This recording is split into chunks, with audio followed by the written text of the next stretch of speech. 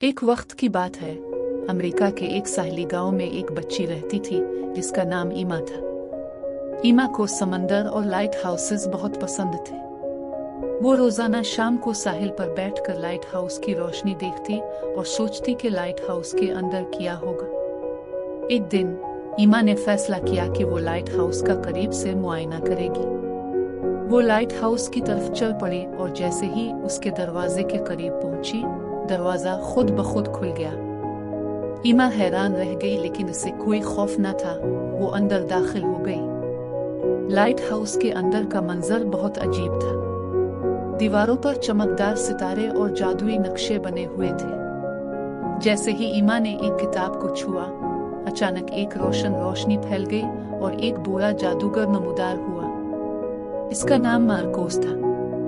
Marcos ने ईमा को बताया कि ये कोई आम लाइट हाउस नहीं, बल्कि एक जादुई लाइट हाउस है जो समंदर के राजों की हिफाजत करता है। ईमा ने मार्कोस से कहा कि वो समंदर के राज जानना चाहती है।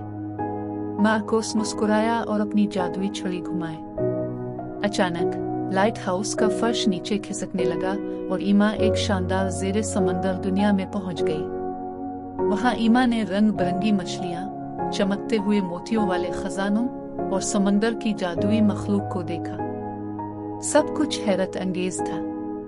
एक खूबसूरत जलपरी ने ईमा को खुश आमदीद कहा और उसे समंदर की सैर करवाए। जलपरी ने बताया कि यह समंदर की जादुई दुनिया हर किसी को नहीं दिखाई देती। सिर्फ वही बच्चे जो समंदर से मोहब्बत करते हैं और अच्छा दिल रखते हैं, इस दुनिया को देख सकते हैं। ईमा ने जादुई मखलूक के साथ वक्त गुजारा, समंदरी खजाने देखे और समंदर की मौसीकी सुनी। जब वापस जाने का वक्त आया तो जलपरी ने ईमा को एक चमकता हुआ मोती तोहफे में दिया और कहा कि ये मोती हमेशा इसे इस जादुई दुनिया की याद दिलाएगा। ईमा जब वापस लाइट हाउस पहुंची तो मार्कोस ने कहा, ये राज तुम्हारे दिल में महफूज रहेगा।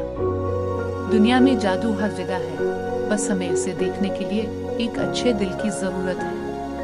ईमा ने अपने दिल में इस जादुई सफर को हमेशा के लिए महफूज कर लिया और समंदर से पहले से भी ज्यादा मोहब्बत करने लगी।